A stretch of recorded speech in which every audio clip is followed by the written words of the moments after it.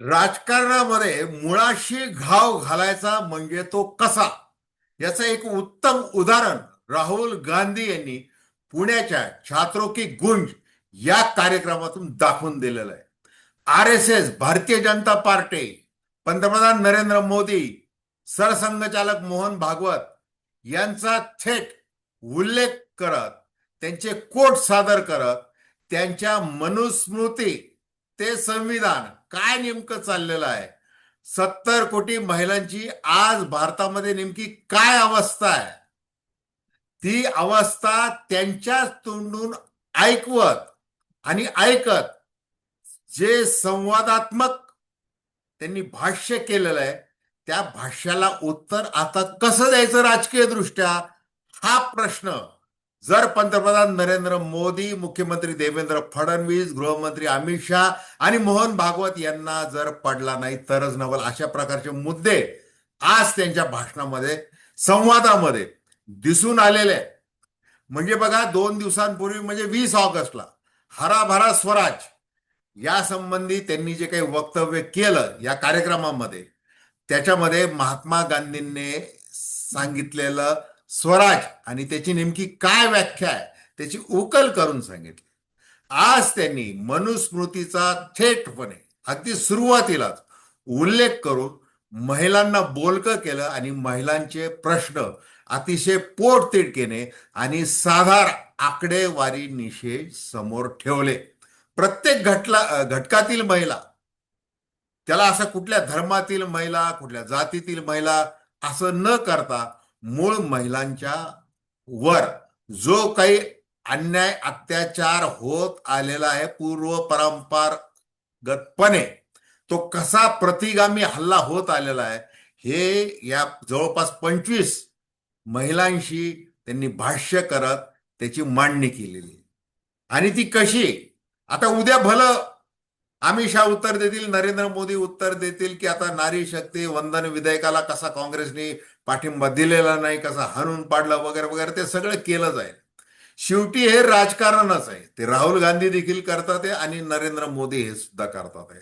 आणि जर असं वैचारिक पातळीवर जर राजकारणाचं युद्ध रंगणार असेल तर ते लोकशाहीच्या दृष्टीने अतिशय आवश्यक अशी गोष्ट आहे. परंतु पातळी सोडून जायचं नाही. आणि मग राज्य सरकारने, महाराष्ट्र सरकारने 30 अटी लादल्या होत्या गृह खात्याने की हे करायचं नाही, ते करायचं नाही. त्या अटींचं पालन करत काल जे काही अबाविप आणि NSUI मध्ये जे काही जोरदार भांडण झालं, हिंसाचार झाला, त्याचाही उल्लेख राहुल गांधी यांनी केला नाही. कुठलाच उल्लेख न करता आणि सुरुवातीला सांगितलं की मला राजकारण म्हणून इथं बोलायचं नाही, तर महिलांचं नेमकं काय आहे, काय स्थिती आहे, त्यांच्या मनामध्ये काय आहे, या संबंधी त्यांनी वक्तव्य करत सुरुवात केली. आणि या एकूणच विषय आपण अतिशय थोडक्यामध्ये विश्लेषण करणार आहोत. नमस्कार, जय महाराष्ट्र. मी डॉक्टर अनिल फळे. माझी आपल्याला विनंती की चॅनल सबस्क्राईब करावं, सबस्क्राईबचं बटन दाबावं आणि आपली प्रतिक्रिया बिनधास्तपणे नोंदवावी. हे बघा की प्रयागराज, कोटा इथं त्यांचे छात्रों की गुंज हे कार्यक्रम झाले. आणि ज्या वेळेला हा पुण्यातला कार्यक्रम कसा होणार, राहुल गांधी काय बोलणार, याची उत्सुकता सगळ्यांनाच होती. मग आपला तो पिवळा खास शर्ट, म्हणजे मागच्या वेळेला त्यांनी गुलाबी शर्ट घातला होता पिंक कलरचा, यावेळेला त्यांनी पिवळा शर्ट घातला. त्यांची एंट्री झाली आणि मग ती एंट्री झाल्यानंतर त्यांना जो प्रतिसाद मिळायचा अपेक्षित त्याप्रमाणे उत्स्फूर्त असा प्रतिसाद मिळाला.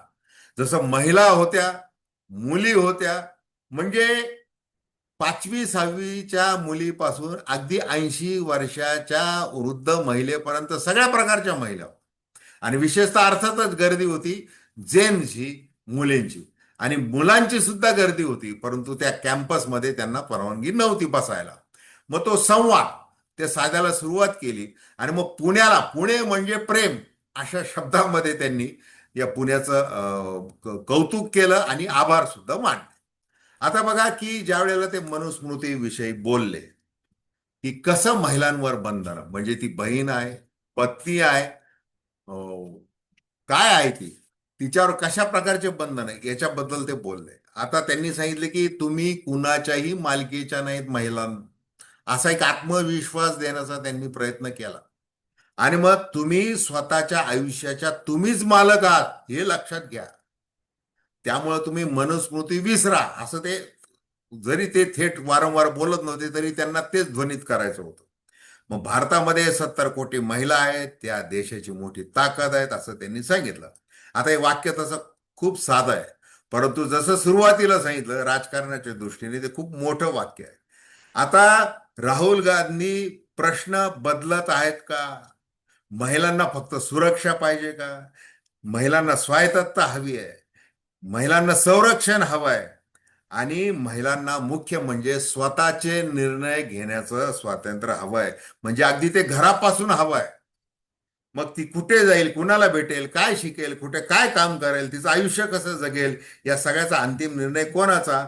तर राहुल गांधींनी उत्तर स्पष्टपणे या संवादातून मांडलं. निष्कर्ष काढता येईल असं की महिलेचा स्वतःचा निर्णय. मग त्या सगळ्या मुली ज्या ज्या येत होत्या त्या सांगत होत्या की आम्हाला कशी अडचण होतीये, काय होतीये, आम्ही सायकलवर जायचो, घरामधून कसा विरोध, घरचे जाण्या येण्याबद्दलचे कसे बंधन आहेत, पोशाखाबद्दलचे कसे बंधन आहेत, भीती कशी आहे घरच्यांच्या मनामध्ये, कशी आहे आमच्या मनामध्ये, कशी आहे वगैरे, ते सगळं सांगत होत. आता मनुस्मृतीचा संदर्भ जो दिला, तर ती जी मांडणी आहे त्याच्यावर त्यांनी जोरदार अशी टीका तर केलीच. आणि दैनंदिन जे प्रश्न आहेत, म्हणजे ते दैनंदिन जे प्रश्न आहेत, अगदी बसमध्ये एकटी जाते काय, नोकरी करते काय वगैरे, कसं करते, धडपड कशी करते, बाहेर किती थांबते, काय पोशाख, तर त्याला त्यांनी राहुल गांधींनी एक ऐतिहासिक सामाजिक असं विचारसरणीशी जोडलेलं आहे. हे फार महत्वाचं आहे. अतिशय खोलपर्यंत गेलेलं आहे. आणि मग महिलांवर अत्याचार का होतात? आता 100 पैकी 6 महिलांवर अत्याचार होतात भारतामध्ये हे त्यांनी सांगितलं. 4.5 लाख भ्रूण हत्या होतात, आर्थिक हिंसाचार होतो, आणि महिलांना पगार जो मिळतो नोकरदार महिलांना, तो 25% कसा कमी मिळतो हे देखील त्यांनी सांगितलेलं आहे. म्हणजे मनुस्मृती विरुद्ध संविधान हे चित्र कुणी उभं केलेलं आहे. मनुस्मृतीची पूजा केली पाहिजे, अमुक केलं पाहिजे, सनातनवाद वगैरे हे सगळं जे आहे ते कुणाचं आहे? कोण सांगतंय ते? आणि तुम्हाला कोण बंधनात आजही तुम्हाला अडकवलं जात आहे? कोण ते करताय? ते गँग, म्हणजे ते जे वैचारिक गँगरीन जे आहे ते कोण करताय?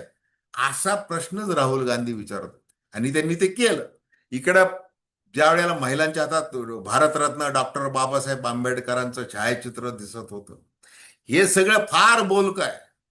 आता हे काँग्रेसच्या संस्थांमधल्या मुली आहेत का, की त्यांना कसं बसमधून भरून आणलेलं आहे, ते कसं स्क्रिप्टेड आहे, वेल मॅनेज कसं आहे, काल रात्री जो काही गोंधळ घालण्यात आला तो जाणीवपूर्वक कसा घालण्यात आला. मुख्यमंत्री देवेंद्र फडणवीस तर असे म्हणाले की एखादा पिक्चर हिट करायचा असेल तर आधी काहीतरी गोंधळ घालावा लागतो, लक्ष वळवावं लागतं, त्या पद्धतीने ते केलेलं आहे. हे हे हे सगळं जे आहे याच्या पलीकडे जाऊन राहुल गांधींनी ज्या पद्धतीने ही संवाद यात्रा सुरू केली, जसं त्यांनी महाराष्ट्रामध्ये भारत जोडो अभियान, म्हणजे पूर्ण काश्मीर तर कन्याकुमारी झालेलं, महाराष्ट्रामध्ये सुद्धा ते येऊन गेले.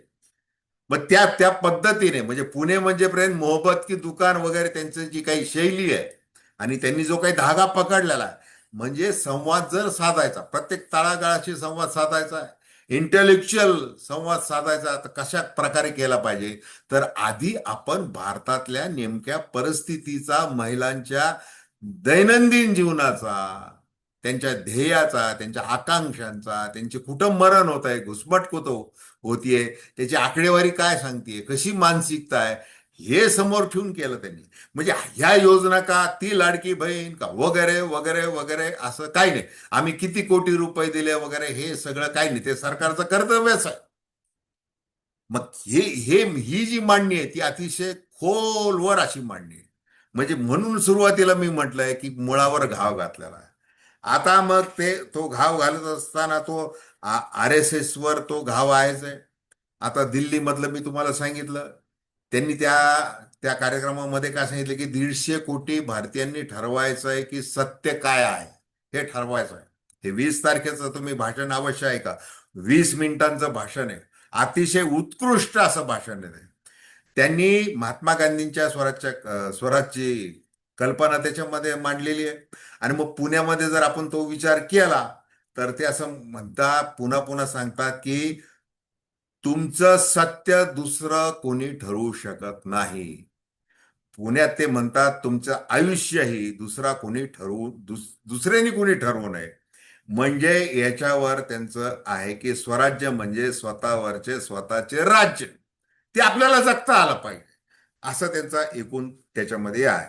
आता बरेच ते की महिलांवर तू बाहेर जाऊ नको, अमुक करू नको, तमुक करू नको, हे सगळे बंधनं. आणि महत्वाचं सांगायचं म्हणजे ज्या शेवटी शेवटी त्यांनी 3 छायाचित्र दाखवले, त्याच्यामध्ये नरेंद्र मोदी यांनी इंस्टाग्रामवर जी पहिली रील केली रात्री 11:30 नंतर, त्याच्यामध्ये त्यांनी जे म्हटलं की मला मुलींनी शिव्या दिल्या वगैरे असं तसं हे. मग आता त्यांनी कुठल्या पद्धती म्हणजे का दिल्या, का त्या शिव्या म्हणजे काय, त्यांची ती भाषा काय जैनजीची.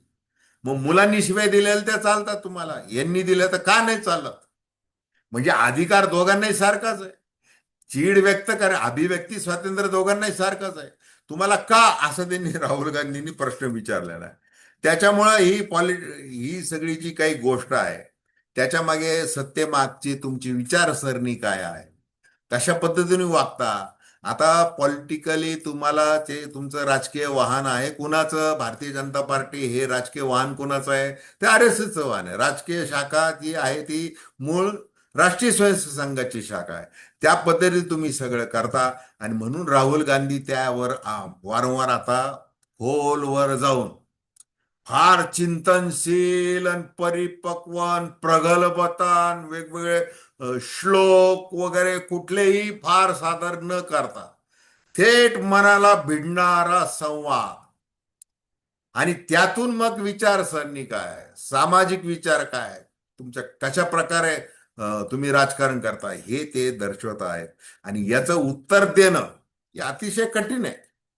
म्हणजे तुम्ही जे जे काही करता की महिला ही काय की ती वेलफेअर पॉलिटिक्स झालेलं आहे. म्हणजे आता एवढी मत आहेत महिलांची, मग काय केलं पाहिजे, आपण इतक्या इतक्या घोषणा केल्या पाहिजे, लाडकी बहीण केलं पाहिजे, ते अमुक केलं पाहिजे, तमुक केलं पाहिजे, हे केलं पाहिजे, मोफत धान्य दिलं पाहिजे, फलानं केलं पाहिजे, हे केलं पाहिजे, ते केलं पाहिजे. हे नुसतं असं वरवरचं करून, पण मूळ तिचा जो विचार आहे, तिला जे स्वातंत्र्य पाहिजे, वैचारिक स्वातंत्र्य पाहिजे, कामाच्या निवडीचं पाहिजे, शिक्षणाचं पाहिजे, तिला सुरक्षा पाहिजे, याचं काय, तर तुम्ही पुन्हा मनुस्मृती तिकडंच तुम्ही म्हणजे थेटपणे वळता कसे, असा तो राहुल गांधींचा प्रश्न आहे. आणि त्याच्यामुळे हे जे आव्हान आहे, हे फार मोठं आव्हान आहे. बाकी पेपर लीक आहे, रोजगाराचे प्रश्न आहेत वगैरे वगैरे, ते प्रश्न हे जे आहेत, तर त्या जीच्या मुली असतील किंवा मुलं असतील, हे सगळ्यांचेच प्रश्न आहेत. त्याच्यावर राहुल गांधी यांनी अतिशय अभ्यासपूर्णपणे ते सांगायला सुरुवात केलेली.